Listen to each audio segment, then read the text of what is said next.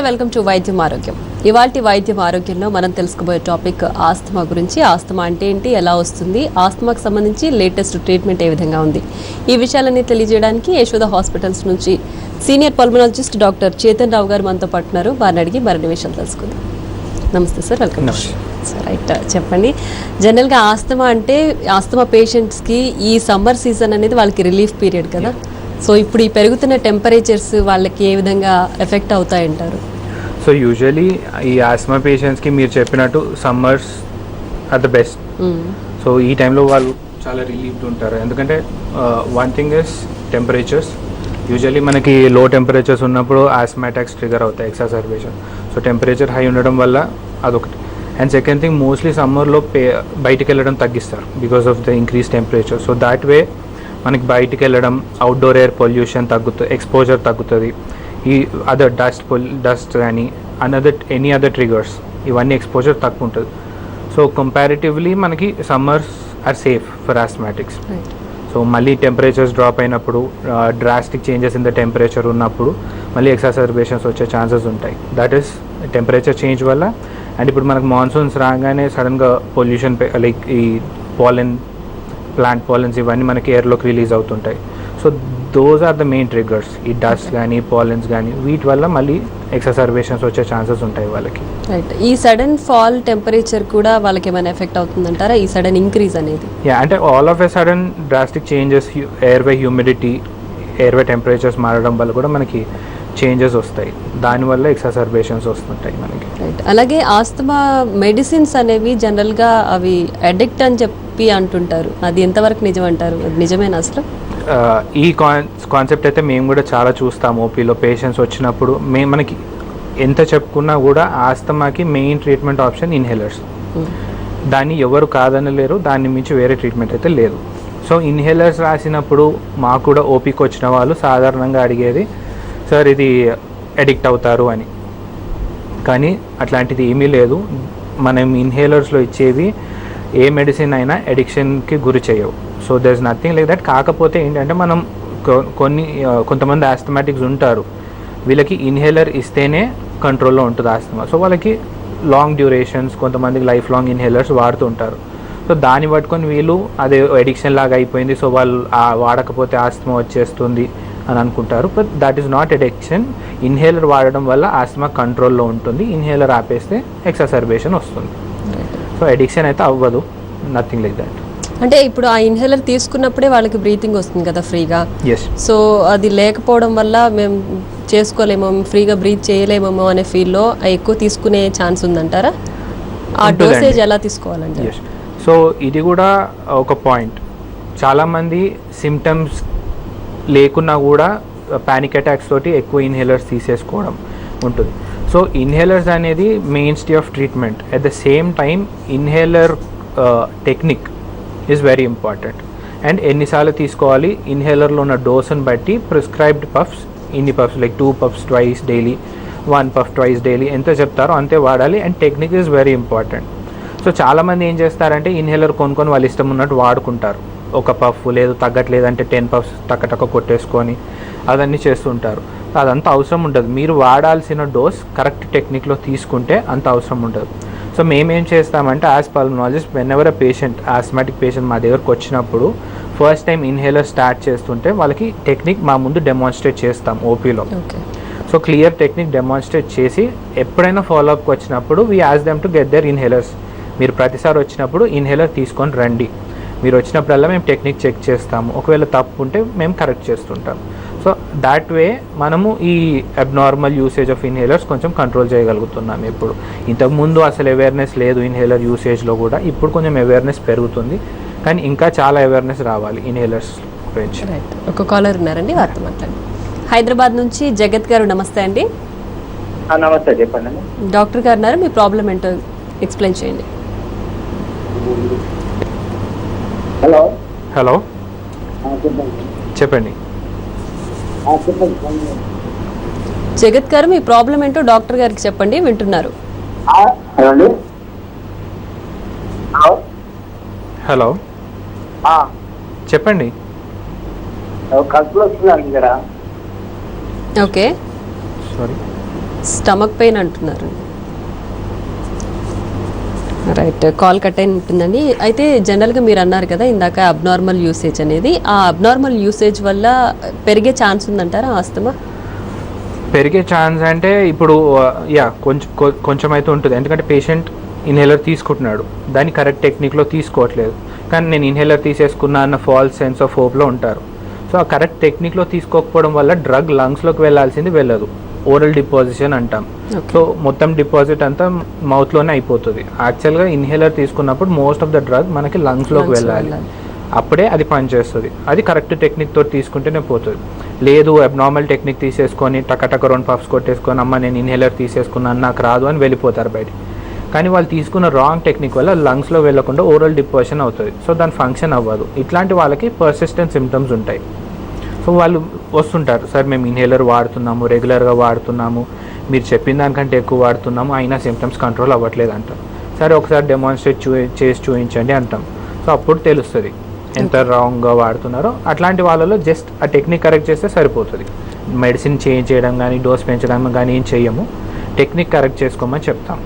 దాన్ని బట్టి కంట్రోల్ అయిపోతాయి సిమ్టమ్స్. రైట్, అయితే జనరల్గా ఆస్తమా అంటే సిమ్టమ్స్ ఓన్లీ బ్రెత్లెస్నెస్, షార్ట్నెస్ ఒక్కటేనా, ఇంకేమైనా ఉంటాయంటారా? లేదు అండి, ఆస్తమాకి బేసిక్ సిమ్టమ్స్ 4. లైక్ ఒకటి ఆయాసం మీరు చెప్పినట్టు, రెండోది వీజింగ్ అంటాం, అంటే పిల్లి కూతలు, విజిల్ లైక్ సౌండ్స్ వస్తుంటాయి. మనకు ఆయాసం వచ్చినప్పుడు ఊపిరి తీసుకున్నప్పుడు విజిల్ లైక్ సౌండ్స్ వస్తుంటాయి, అది 1 మోర్ సిమ్టమ్. ఇంకొకటి కఫ్, దగ్గు, ఎక్కువ రోజులు దగ్గు ఉండడం, చెస్ట్ టైట్నెస్, ఛాతిలో బరువు అనిపించడం.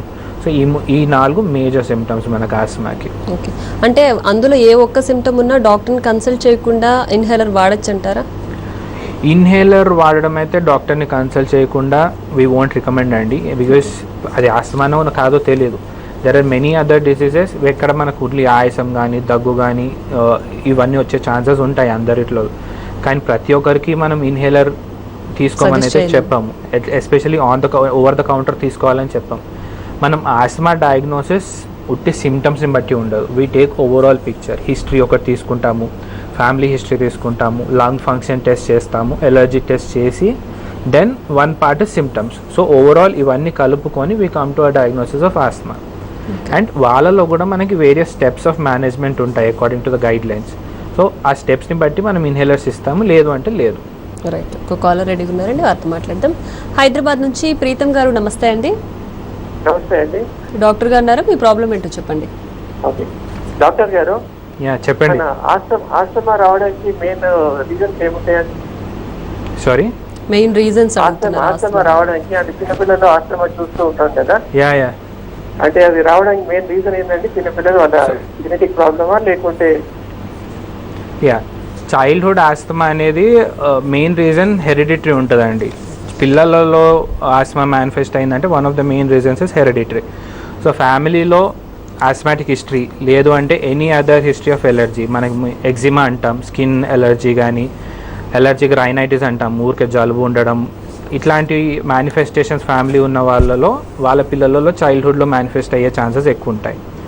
లేదు ఇంకొకటి ఏంటి అంటే పిల్లలలో ఎక్సర్సైజ్ ఇండ్యూస్డ్ ఆస్మా అంటాం, అంటే వాళ్ళ కుట్టి గేమ్స్ అగ్రెసివ్ స్పోర్ట్స్ ఆడేటప్పుడే ఆస్మా వస్తుంది.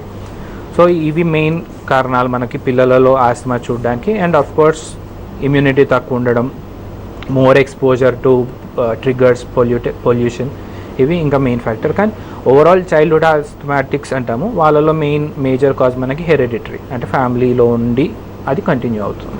రైట్, నెక్స్ట్ కాలర్ ఉన్నారండి, వారితో మాట్లాడదాం. నల్గొండ నుంచి సునీత గారు, నమస్తే అండి. సునీత గారు నమస్తే అండి. రైట్, కాల్ కట్ అయినట్టుందండి. సునీత గారు చెప్పండి. నమస్తే మేడం. రైట్, చెప్పండి, డాక్టర్ గారు ఉన్నారు, మాట్లాడండి. నమస్తే సార్, మాకు బ్రీతింగ్ ప్రాబ్లం ఉంది సార్, ఆస్తమా. ఓకే, ఒక 5 years నుంచి ఉంది సార్. ఇన్హేలర్ వాడతాము మ్యాక్స్లో, కానీ ఇంతకుముందు వింటర్ సీజన్, రెయిన్ సీజన్ అప్పుడు వచ్చేది సార్. ఓకే, ఇప్పుడు ఇయర్ అయితే ఇప్పుడు సమ్మర్లో కూడా వస్తుంది సార్. ఓకే, మీ ఏజ్ ఎంత అండి? 32 అండి. ఇన్హేలర్ రెగ్యులర్గా వాడతారా? రెగ్యులర్ ఏం వాడదు సార్, 10 days కి 15 days కి ఒకసారి అట్లా వస్తుంది. ఇక బాగా బ్రీతింగ్ ప్రాబ్లం వస్తుంది, చెస్ట్ లో పెయిన్ లాగా వస్తుంది సార్. మీకు ఆస్తమానే ఉంది అని ఇంతకుముందు ఎవరైనా డాక్టర్ కన్ఫర్మ్ చేశారా? చేసింది సార్, చేస్తేనే ఇన్హేలర్ ఇచ్చారు. ఓకే, మరి ఇన్హేలర్ రెగ్యులర్గా ఎందుకు వాడట్లేదు? రెగ్యులర్ వాడమని ఏం చెప్పలేదు సార్, ఇట్లా వచ్చినప్పుడు అప్పుడు బాగా ఒక 1 month ప్రాబ్లం వస్తే 1 month కోర్స్ ఇచ్చారు. తర్వాత మళ్ళీ చెకప్ పోతే ఇట్లా వచ్చినప్పుడే యూజ్ చేయాలి అని చెప్పిస్తారు. కానీ ఇప్పుడు మీరు చెప్పిన దాని ప్రకారం మీకు 15 daysకి ఒకసారి ఎపిసోడ్ వస్తుంది కదా. సో ఇట్లాంటి వాళ్ళల్లో వచ్చినప్పుడు మాత్రమే వాడతా అంటే కంట్రోల్ అవ్వడం కష్టం అమ్మా. సో మీకు అట్లీస్ట్ 15 daysకి ఒకసారి వస్తుంది కాబట్టి మీకు లో డోస్లో రెగ్యులర్ ఇన్హేలర్స్ పెట్టవలసిన అవసరం ఉంటుంది. అంటే రెగ్యులర్గా యూజ్ చేయాలి. అవునండి, కొన్ని రోజులు రెగ్యులర్గా వాడి మళ్ళీ మీ డాక్టర్ని కన్సల్ట్ అవుతే మీ సిమ్టమ్స్ ఫ్రీక్వెన్సీని బట్టి డోస్ తగ్గించడమా ఆపేయడమా అది చూస్తారు. సో మీరు చెప్పడం ప్రకారం 15 daysకి ఒకసారి వస్తుంది అంటే మాత్రం రెగ్యులర్గా వాడాల్సి ఉంటుంది లో డోస్లో. అండ్ ఇన్హేలర్ టెక్నిక్ చెప్పినట్టుగా కరెక్ట్గా వాడాలి, లేకపోతే అది పనిచేయదు. రైట్ డాక్టర్, ఒక బ్రేక్ తీసుకుందాం, బ్రేక్ తర్వాత డిస్కస్ చేద్దాం. వైద్యం ఆరోగ్యంలో షార్ట్ బ్రేక్ తీసుకుందాం, స్టే విత్ us.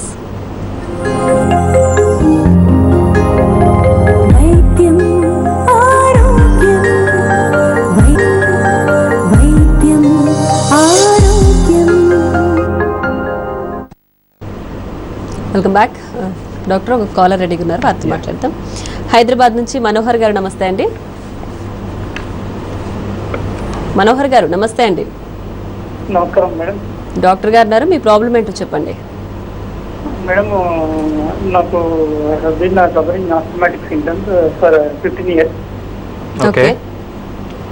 అయితే నేను లెక్చరర్ నారాయణలో, I'm working as lecturer sir. అయితే ఇన్హేలర్ ఫుడ్ ఎక్కువగా తీసుకున్నప్పుడు చెస్ట్ మీద బాగా చెస్ట్ టైటింగ్ సింటమ్స్ వస్తాయి. తర్వాత 1-2 hours తర్వాత వీజింగ్స్ వస్తాయి. వీజింగ్స్ వచ్చినప్పుడు లైట్ హాఫ్ పఫ్ తీసుకుంటున్నాను. హాఫ్ పఫ్ అంటే స్ప్రే జస్ట్ ఫుల్ స్ప్రే కాకుండా లైట్ స్ప్రే తీసుకుంటే క్యూర్ అయిపోతుంది, బాగా నిద్ర వస్తుంది. తర్వాత ఈ స్ప్రే కూడా ఎండింగ్ లో ఉన్నప్పుడు బాగా పెయిన్ వస్తుంది సార్. అంటే స్ప్రే ఒక 1 year 2 years తర్వాత అదే స్ప్రే ఎట్లే వాడితే ఎప్పుడన్నా వచ్చినప్పుడు బాగా పెయిన్ వస్తుంది సార్. నాకు తెలిసి అది మెడిసిన్ అయిపోయిన తర్వాత కూడా స్ప్రే చేసుకుంటూ వస్తుందేమో అని అనుకుంటున్నాను సార్. ఓకే, సో మీరు ఫస్ట్ చెప్పేది ఒక పాయింట్ తప్పు అండి. Inhaler half spray full spray ఉండదు. మీరు తీసుకున్నప్పుడు అది కంపల్సరీ ఫుల్ వస్తుంది. మీరు ఒక్కసారి ప్రెస్ చేస్తే దాంట్లో మీటర్డ్ డోస్, సో ఎంత రావాలో అంత ఖచ్చితంగా వచ్చేస్తుంది. హాఫ్ డోస్ ఫుల్ డోస్ అనేది ఉండదు. సెకండ్ పాయింట్, ఇన్హేలర్ అయిపోయాక కూడా, అంటే మెడిసిన్ అయిపోయాక కూడా మీరు ఇన్హేలర్ వాడితే అందులో గ్యాస్ వస్తుంది. సో గ్యాస్ని చాలామంది మెడిసిన్ వస్తుంది అనుకొని అపోహలో కంటిన్యూ చేస్తూ ఉంటారు, కానీ అందులో ఆల్రెడీ మెడిసిన్ అయిపోయి ఉంటుంది. సో దీనికోసం ఇప్పుడు కొత్తగా మీటర్ డోస్ ఇన్హేలర్స్ వస్తున్నాయి మీకు విత్ డోస్ కౌంటర్స్. చాలా మటుకు అన్ని కంపెనీస్ డోస్ కౌంటర్స్ తోటి వస్తున్నాయి. సో ఇన్హేలర్ పైన నంబర్ ఆఫ్ డోసెస్ ఉంటుంది. సో మీరు వాడుకున్నప్పుడల్లా డోసెస్ చూసుకోవాలి అండ్ 0 అయిపోగానే కొత్త ఇన్హేలర్ తెచ్చుకొని పెట్టుకోవాలి. సో మీరు చెప్పింది చాలా జెన్యూన్ ప్రాబ్లం. చాలామందికి ఇన్హేలర్లో మెడిసిన్ ఉందా అయిపోయిందా తెలీదు, అయిపోయాక కూడా వాడడం వల్ల ఓన్లీ గ్యాస్ వస్తుంది. సో ఇప్పుడు మీరు సేమ్ మెడిసిన్ డోస్ కౌంటర్ ఉన్న ఇన్హేలర్ తెచ్చుకుంటే మీకు ఈజీగా ఉంటుంది మానిటర్ చేసుకోవడం. రైట్, నెక్స్ట్ కాల్ తీసుకుందాం అండి. హైదరాబాద్ నుంచి లింగరాజు గారు, నమస్తే అండి. నమస్తే మేడం. డాక్టర్ గారు ఉన్నారు, మీ ప్రాబ్లం ఏంటో చెప్పండి. హలో, యా చెప్పండి. నమస్తే సార్. నమస్తే అది మా మిస్సెస్కి ఆత్మ ఉంది సార్. ఓకే. అది మాకు తెలిసి 1 year అయింది. మేము ఎన్ఎన్ఆర్ అయితే వాడుతున్నాము. ఓకే. ఇప్పుడు రెగ్యులర్ గా ఒక సడన్ గా దగ్గు ఇవి వస్తున్నాయి. ఓకే. అయితే ఇప్పుడు ఆత్మ తగ్గుతుందా లేదా, ఏం చేయాలి? ఏజ్ ఎంత అండి? 35 years. ఎంత అండి? 35. ఓకే. చిన్నప్పుడు కూడా ఉండేదా అండి ఎలర్జీ ఆస్మా? లేదు సార్. సో ఇప్పుడే మాకు తెలిసి, అంతకుముందు ఎప్పుడూ లేదు? ఇప్పుడు లేదు సార్. ఓకే. సో ఇది మనం యూజువల్లీ ఫీమేల్స్లో అడల్ట్ ఆన్సెట్ ఆస్మా అంటాం, అంటే చిన్నప్పుడు లేకుండా మిడిల్ ఏజ్లో రావడం. So probably this is one kind of it. And asthma cure అవ్వడమా లేదా అంటే, క్యూర్ అనే పదం అయితే కరెక్ట్ కాదండి ఆస్తమాకి, ఎందుకంటే that is in your blood and jeans. కానీ 100% కంట్రోలబుల్ అని చెప్పగలుగుతాం. క్యూరబుల్ అని చెప్పాం కానీ 100% కంట్రోలబుల్. సో మెడిసిన్స్ రెగ్యులర్గా వాడి కరెక్ట్ డోస్లో వాడి కరెక్ట్ టెక్నిక్లో వాడితే డెఫినెట్లీ 100% కంట్రోల్లో ఉంటుంది. ఏ ప్రాబ్లం రాదు మీకు. మెడిసిన్ వల్ల ప్రాబ్లం రాదు, ఆస్మా వల్ల కూడా ప్రాబ్లం రాదు. మెడిసిన్స్తో పాటు ఇంకా కొన్ని జాగ్రత్తలు తీసుకోవాలి ఉంటాయి. అది ఏంటంటే అవాయిడెన్స్ ఆఫ్ ట్రిగ్గర్స్. మీ వైఫ్కి ఏదన్నా ఒక వస్తువు కానీ, డస్ట్ కానీ, కోల్డ్ కానీ, స్ట్రాంగ్ స్మెల్స్, ఇట్లాంటివి యూజువల్ ట్రిగ్గర్స్. వీటిలలో ఏమైనా పడట్లేదు, వీటికి ఎక్స్పోజ్ అయినప్పుడు ఆస్మా వస్తుంది అని తెలిస్తే మాత్రం అవి అవాయిడ్ చేయడానికి ట్రై చేస్తుండండి. And regular exercise to keep your body fit. ఇవి కొన్ని ఫాలో అవుతుంటే మెడిసిన్స్తో పాటు 100% కంట్రోలబుల్ ఉంటుంది. ఏ ప్రాబ్లమ్స్ రావు మీకు. రైట్. అలాగే ఇప్పుడు మీరు చెప్పారు 100% క్యూర్ కాదు, 100% కంట్రోల్ చేయగలమని చెప్పి. అలాగే యశోదలో ప్రజెంట్ లేటెస్ట్ ట్రీట్మెంట్ ఇప్పుడు ఏమున్నాయి? బ్రాంకైల్ థర్మోప్లాస్టీ అంటే ఏంటి? సో ఇది లేటెస్ట్ ట్రీట్మెంట్ బ్రాంకియల్ థర్మోప్లాస్టీ. ఇది మనకి 2018 నుంచి FDA అప్రూవ్డ్ ఉంది. మనం ఇండియాలో లాస్ట్ ఇయర్ నుంచి చేస్తున్నాము. అండ్ మా హాస్పిటల్లో it is the first centre Telugu స్టేట్స్లో చేయడం. సో ఇది ఏంటంటే అందరూ ఆస్థమాటిక్స్ కాదు, it is only for severe uncontrolled asthma వాళ్ళకి. అది కూడా normal regular inhalers tablets control అవ్వకపోతే అప్పుడు ఈ ఆప్షన్ ఇస్తాం. సో మనకి ఈ సివియర్ కేటగిరీలోకి వచ్చే వాళ్ళు కూడా there hardly 10% of asthmatics who fall in the severe category. So వాళ్ళల్లో చాలా సెలెక్టివ్ క్రైటీరియా తోటి మనం చూస్ చేసుకుంటాం పేషెంట్స్ని. సో ఫార్ ఇప్పటివరకు మేము 15 పేషెంట్స్కి చేసాం. సో ఇది ఏంటి అంటే ఒక చిన్న ప్రొసీజర్, మెడికల్ ట్రీట్మెంట్ కాదు.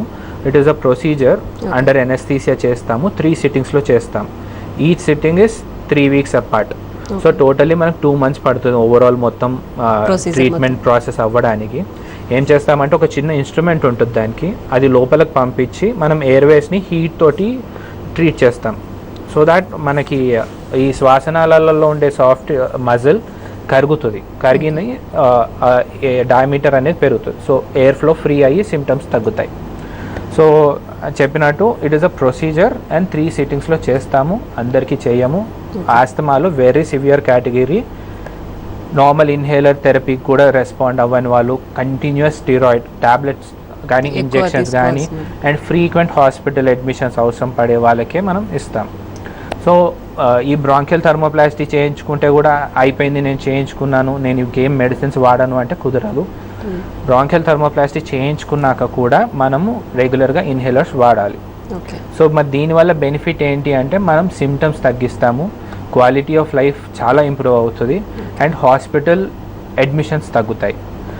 ఇది చాలా మేజర్ ఇంప్రూవ్మెంట్ ఆస్థమాటిక్స్లో. ఇన్హేలర్ వాడడం పక్కన పెడితే ఈ క్వాలిటీ ఆఫ్ లైఫ్ చాలా బ్యాడ్ ఉంటుంది వాళ్ళకి, ఎస్పెషలీ సివియర్ ఆస్థమాటిక్ గ్రూప్లో. So we are targeting that quality of life.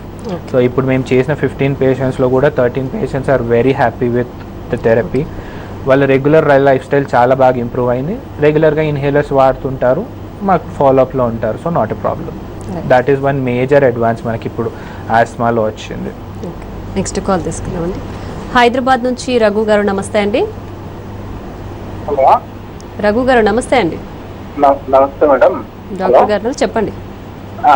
Madam నమస్తే అండి. సార్ నాకు అలర్జీ, సివియర్ అలర్జీ వచ్చింది. నాకు మాంటెక్ ఎల్సీ అని ఫ్లోరోకార్ట్ అని ఇన్హేలర్ ఇచ్చారు. ఓకే. అయితే ఈ మాంటెక్ ఎల్సీ ఒక 2 రోజులు ఆపేస్తే ఇచ్చింగ్ వస్తుంది, డ్రై కాఫ్ వస్తుంది. ఓకే. ఫ్లోరోకార్ట్ తీసుకోమన్నారు. అయితే నేను ఫ్లోరోకార్ట్ వాడట్లేదు. అది వాడినప్పుడు గొంతంతా స్వరం అంతా లోపలికి పోతుంది. మీరు ఫ్లోరోకార్ట్ నేను దాన్ని ఎక్కువ వాడను. అయితే మాంటెక్ ఎల్సీతోనే అది సరిపోతుంది. అయితే 2 రోజులు లేదా 3 రోజులు ఆపేస్తే వెంటనే డ్రై కాఫ్, స్కిన్ ఇచ్చింగ్ వస్తుంది. మీకు ఫ్లోరోకార్ట్ డైరెక్ట్ గా వాడుతున్నారా, స్పేసర్ తోటి వాడుతున్నారా? క్యాప్సూల్ పౌడర్ సార్, అందులో అది ఇట్లా తిప్పితే అని పీల్చుకుంటే అది. సో మీరు చెప్పేది స్వరం మారడం, గొంతులో ఇబ్బంది రావడం అనేది టెక్నిక్ ఇంప్రాపర్ గా ఉంటే అవుతుంది అది చాలా మందికి. సో ఒకసారి టెక్నిక్ కరెక్ట్ చేసుకోండి. అండ్ ఇన్హేలర్ వాడాక కంపల్సరీ నార్మల్ వాటర్ పోసుకొని గార్గ్లింగ్, నోట్లో నీళ్ళు పోసుకొని పుకిలించి ఉమ్మేయాలి. ఎన్నిసార్లు ఇన్హేలర్ వాడినా అన్నిసార్లు చేయాలి. లేదు అంటే మీరు చెప్పే ప్రాబ్లం అవుతుంది. సో అదొక్కటి చెయ్యండి. సెకండ్, మాంటెక్ ఎల్సీ డెఫినెట్గా మీరు ఆపితే స్కిన్ ఇచ్చింగ్ వస్తుంది అన్నారు. ఇన్హేలర్కి స్కిన్ ఇచ్చింగ్కి అయితే సంబంధం లేదండి. ఇప్పుడు స్కిన్ ఇచ్చింగ్కి మీరు మాంటెక్ ఎల్సీ వాడాల్సిందే. మాంటెక్ ఎల్సీ ఆపడానికి there are other modes, immunotherapy అంటాము, డీసెన్సిటైజేషన్, ఇట్లాంటివి ఉంటాయి. సో దానికోసం మీరు ఒకసారి ఎనీ అలర్జిక్ స్పెషలిస్ట్ ఆర్ డర్మటాలజిస్ట్ని కన్సల్ట్ చేయండి. ఫురకాట్ మాత్రం టెక్నిక్ ఒకటి కరెక్ట్ చేసుకోండి అండ్ ఇన్హేలర్ వాడాక గార్గ్లింగ్ కంపల్సరీ చేయండి, మీకు ఆ గొంతు ప్రాబ్లం రాదు. రైట్, నెక్స్ట్ కాల్ తీసుకుందామండి. హైదరాబాద్ నుంచి పవన్ కుమార్ గారు, నమస్తే అండి. నమస్తే అండి, నా పేరు పవన్ మాట్లాడుతున్నాను. హలో డాక్టర్, నమస్తే. చెప్పండి. అది మామూలుగా నాకు డస్ట్ అలర్జీ ఉంది డాక్టర్. ఓకే. సో రెగ్యులర్ గా నేను వ్యాపరైజేషన్ చేస్తాను, గార్డెనింగ్ కూడా చేస్తుంటాను. ఓకే. ఈ క్లైమేట్ సీజన్ చేంజెస్ అయినప్పుడల్లా కొంచెం సివియర్ ఉంటుంది. అంటే డస్ట్ అలర్జీ అంటే ఏమవుతుంది? డస్ట్ అలర్జీ అంటే ఏమవుతుంది? What symptoms? Like white colour phlegm వస్తుంటది.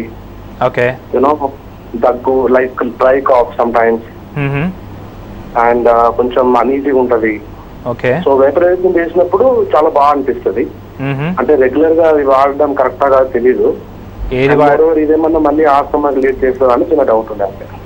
అంటే ఇప్పుడు మీకు ఆస్తమాకి లీడ్ చేసిందా లేదా అనేది మనం కొన్ని టెస్ట్లు కూడా చేయాల్సి ఉంటుంది. మీరు చెప్పే సిమ్టమ్స్ని బట్టి ఎలర్జీ టెస్ట్, ఇంకోటి లంగ్ ఫంక్షన్ టెస్ట్ చేస్తాము. సో దాంట్లో మనకి ఏమైనా అబ్నార్మల్ ఉంది అంటే ఓవరాల్ ఈ పిక్చర్ని బట్టి డెఫినెట్గా ఆస్తమా ఉంది అని చెప్తాం.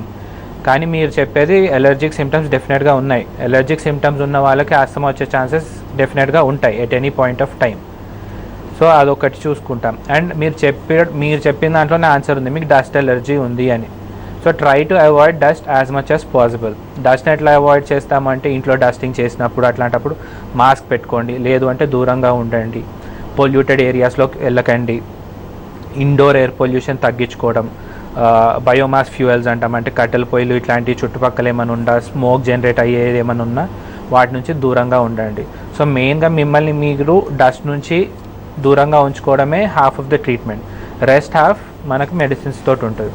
సో మీకు ఆస్తమా వస్తుందా రాదా అనేది అయితే చెప్పలేము, కానీ వచ్చే ఛాన్సెస్ అయితే డెఫినెట్గా ఉన్నాయి, ఎందుకంటే ఎలర్జీ ఉంది కాబట్టి మీకు. రైట్, నెక్స్ట్ కాల్ తీసుకుందామండి. హైదరాబాద్ నుంచి శ్రీనివాసరావు గారు, నమస్తే అండి.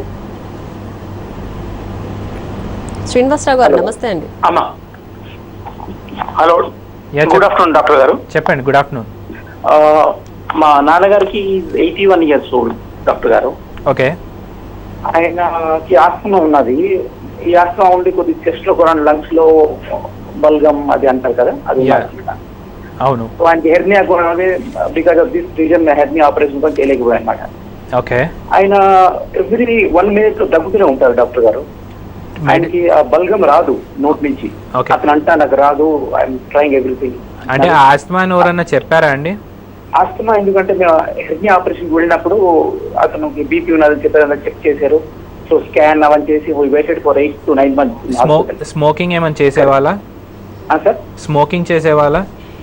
నేను స్మోకింగ్ అతను మానేసి 50 years అయిపోయింది. అంటే ఒకప్పుడైతే చేశారు కదా స్మోకింగ్, చిన్నప్పుడు, ఇప్పుడు కాదు. ఎప్పుడో ఒకసారి. అంటే ఇట్ కెన్ ఆల్, ప్రతి దగ్గు ప్రతి ఆయాసం. అతను సిగరెట్ మానేసి దాదాపు 45 years అయిపోయింది. పర్వాలేదు. అంటే ఇప్పుడు స్మోకింగ్ హిస్టరీ ఉన్న వాళ్ళకి సిఓపిడి అంటాం. It also behaves like asthma. కానీ దగ్గు ఆయాసం ఉన్న వాళ్ళు అందరికీ ఆస్మా కాదు. సో స్మోకింగ్ హిస్టరీ ఉంటే సిఓపిడి అంటాం. అది కూడా ఏమైనా ఉందా అని రూల్ అవుట్ చేసుకుంటాం. So asthma management, COPD management more or less same ఉంటాయి, కానీ ఇన్హేలర్స్లో వాడే డ్రగ్స్ డిఫరెంట్ ఉంటాయి.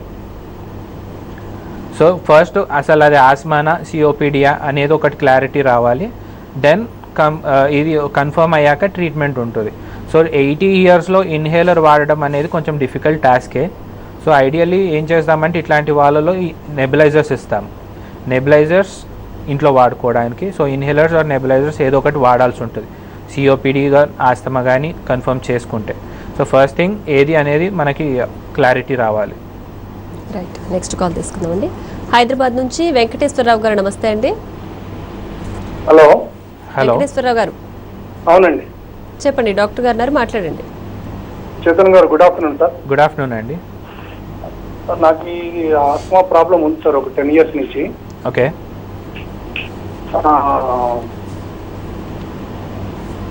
చెప్పండి. ఒక 5 years బ్యాక్ డాక్టర్ గారు, పల్నాడు డాక్టర్ గారు, ఒక 2 ఇంజెక్షన్ చేశారు సార్. ఓకే. 5 years రాలేదు సార్. ఏది వాడారు? 2 ఇంజక్షన్స్, ఒకటి ఇన్ఫ్లుయెంజా, ఒకటి ఇంకోటి ఏదో పేరు ఉంది సార్. ఇంజెక్షన్సా? ఇన్ఫ్లుయెంజా అనేది ఒకటి. అది వ్యాక్సిన్ అండి, ఇన్ఫ్లుయెన్జా వ్యాక్సిన్ అది. Vaccine sir. సారీ, మీ ఏజ్ ఎంత? నా ఏజ్ 62 సార్. Okay, fine. అయితే 5 years రాలేదు సార్, బహుశా ఇంజక్షన్స్ ఎఫెక్ట్ రాలేదనుకున్నాను. ఓకే, ఈ సీజన్ బాగా వస్తుంది సార్, సరే. హెవీగా వచ్చింది మొన్న సీజన్ చలికాలం. Okay okay. మళ్ళీ ఎన్ని టియోవా ఇంకా ఇన్హేలర్స్ చాలా వాడారు. ఇన్హేలర్స్ నా ప్రాబ్లం ఏంటి సార్, మిమ్మల్ని అడిగేది నా ప్రాబ్లం ఏంటంటే ఫ్యాన్ స్పీడ్ గా పెడితే ఈ చెస్ట్ మధ్యలో వైబ్రేషన్స్ సంథింగ్ చేంజెస్ వస్తుంది.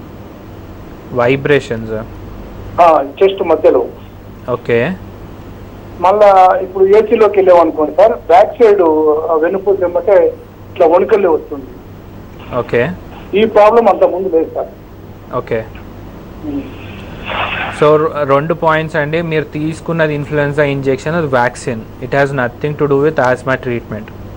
సో ఎల్డర్లీ మీరు చెప్పినట్టు మీ ఏజ్ గ్రూప్లో ఆస్మా ఉన్న వాళ్ళకి వ్యాక్సినేషన్ డెఫినెట్గా మనము రికమెండ్ చేస్తాము.